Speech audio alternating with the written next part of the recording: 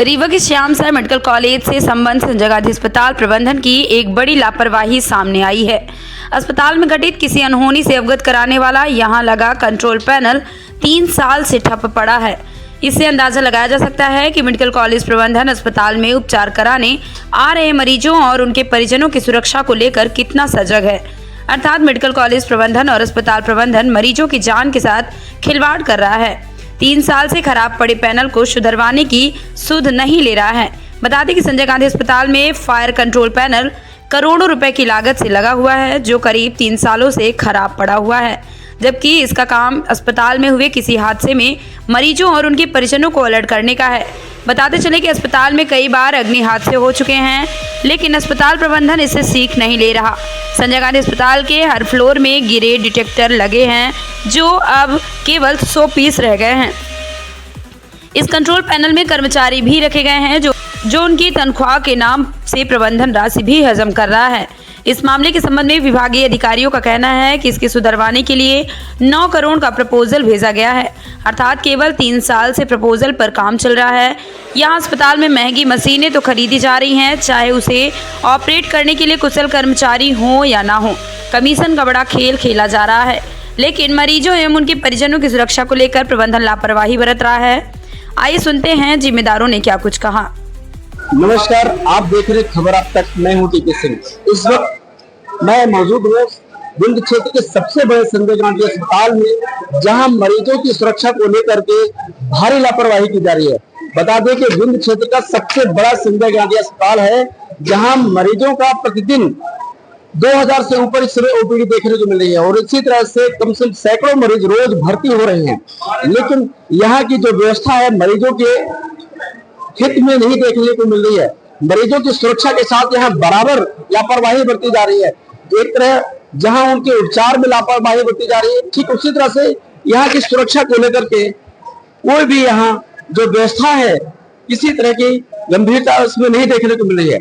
हमारे पीछे आप देख सकते हैं कि ये यहाँ लिखा है संजय गांधी अस्पताल। यहाँ जो फायर कंट्रोल रूम, ये है फायर कंट्रोल रूम।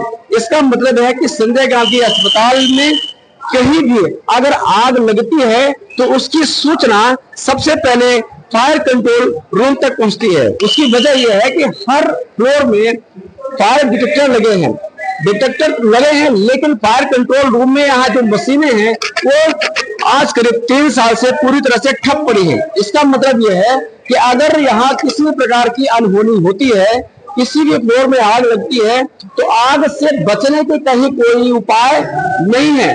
उपाय तो हैं, जैसे फायर एक्सटिंग्विशर जरूर लगे हैं, लेकिन सूचना देने के लिए यहाँ व्यवस्था नहीं है।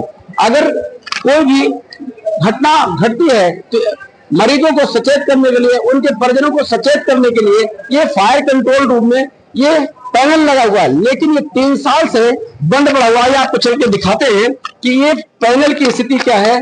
ये देखिए, ये इसमें लिखा हुआ फायर अलार्म कंट्रोल पैनल। बताया जा रहा है कि ये 3 साल से पैनल किसी तरह से काम नहीं कर रहा है। ये मशीन पूरी तरह से ठप है।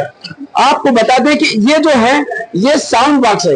ये साउंड बॉक्स के थ्रू यहाँ से जो है मरीजों को, उनके परिजनों को, अस्पताल में जो भी लोग हैं उनको सूचना दी जाती है, उनको सतर्क किया जाता है कि इस फ्लोर में आग लग चुकी है, इसलिए सावधानी बरतने की जरूरत है। लेकिन जब ये पैनल काम ही नहीं कर रहा है तो मरीजों और उनके परिजनों को किस तरह से सतर्क किया जाएगा, किस तरह से सूचना दी जाएगी। बताते हैं यहाँ जो मौजूद कर्मचारी है उनका कहना है कि जब किसी फ्लोर में आग लगती है तो सिक्योरिटी गार्ड उनको सूचित करता है, तब जाकर के ये फायर एक्सटिंग्विशर से आग पर काबू पाने का प्रयास किया जाता है। इसी तरह से अब यहाँ हम जानते हैं कि यहाँ जो जिम्मेदार है उनसे हम जानेंगे कि आखिर ये 3 साल से बंद क्यों पड़ा है और इसको सुधरवाने की आवश्यकता आपके द्वारा महसूस क्यों नहीं गई। संजय गांधी अस्पताल में जो फायर पैनल लगा हुआ है वो 3 साल से खराब पड़ा हुआ है। तो जैसे कहीं कोई घटना घटती है, क्योंकि संजय गांधी अस्पताल में कई बार आग लग चुकी है। संजय गांधी अस्पताल की जो फायर व्यवस्था का, फायर सुरक्षा का जिम्मेदारी है वो एक निविदा के माध्यम से एक कंपनी को दी गई है और उन्होंने अपने फायरमैन्स भी रखे हैं, फायर सेफ्टी इंजीनियर भी तैनात है और इसके अलावा भी उनके कर्मचारी वहाँ लगातार घूमते रहते हैं सबकी ड्यूटी में 24 घंटे।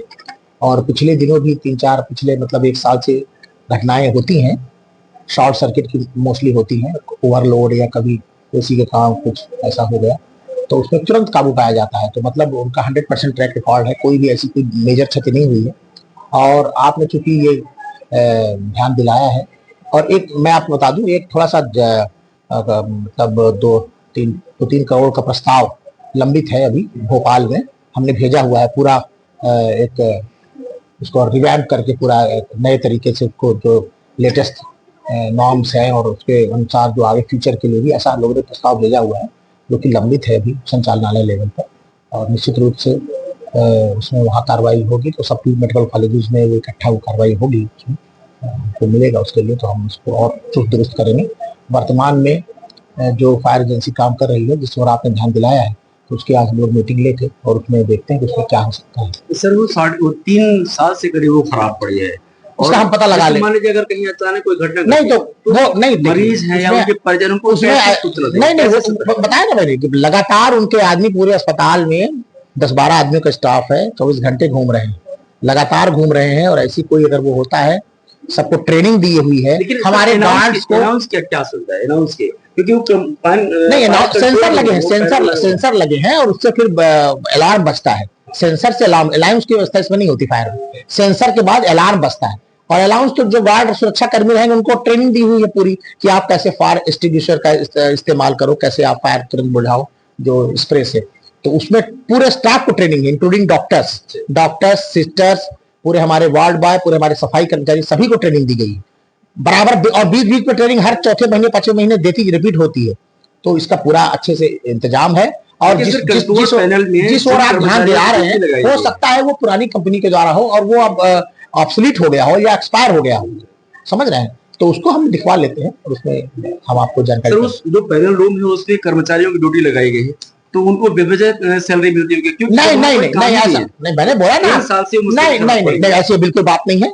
वहां पे जो कर्मचारी बैठे हुए हैं वो किसी न किसी प्रयोजन के साथ बैठे हुए हैं और वहां पे 1-2 कर्मचारी समन्वय में बैठे हुए, इलेक्ट्रिक वाले भी हैं, फायर वाले भी हैं, कुछ सुरक्षा कर्मी भी बैठते हैं वहां, तो समन्वय में बैठे, ऐसी कोई बात नहीं। सर वो जो इंजीनियर वो बताया कि 9.5 करोड़ का प्रपोजल भेजा गया है, आप 3 करोड़ का प्रपोजल। हाँ ऐसे नहीं, उसमें एक बिल्डिंग का हमने बताया होगा, वास्तविकता यही है कि प्रपोजल भेजा हुआ है क्योंकि प्रपोजल की राशि भी ज्यादा है और एक कॉलेज को तो है नहीं, वहां तो 19 कॉलेज हैं, उसके हिसाब से वहां पे मीटिंग्स और इसमें थोड़ा सा वक्त लग सकता है। लेकिन निश्चित रूप से ये और नई बिल्डिंग्स में भी बन रही हैं, तो निश्चित रूप से फायर के लिए सरकार बहुत संवेदनशील है और इसमें उचित कार्रवाई। सर जैसे कि आपने बताया कि बहुत सारे कर्मचारी लगाए गए हैं, फायर इंस्टिट्यूटर और डिटेक्टर, हाँ, तो क्या ऐसे क्या इसकी आवश्यकता महसूस की जा रही है कि अगर आवश्यकता महसूस नहीं की जा रही तो प्रपोजल भाई तो नहीं मैं बोल रहा हूं कि आप जो प्रपोजल गया है वो फायर को लेटेस्ट उससे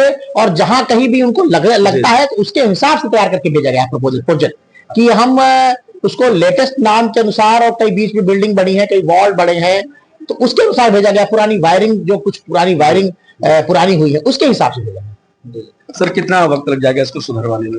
ये शासन स्तर पे है, ये तो अपन नहीं कह सकते, अपन बात बीच में रिमाइंडर देते रहते हैं, तो निश्चित रूप से लेकिन जल्दी होगा। नहीं वो जो आप बात कर रहे हैं उस बात की अभी जानकारी मेरे पास पुख्ता नहीं, मैं पता करूंगा, क्योंकि हो सकता है कि वो चीज ऑब्सोलीट हो गई हो या एक्सपायर हो गई, उसकी जरूरत ना हो। शिक्षक डॉक्टर राहुल मिश्रा जिन्होंने बताया कि जो फायर पैनल है जो उसकी जो मशीनें खराब है उसके लिए प्रपोजल भेजा गया है और जल्द ही इसका निवारण कर लिया जाएगा। इसी तरह से अपडेट लेने के लिए देखते रहिए खबर अब तक। मैं हूं टीपी सिंह।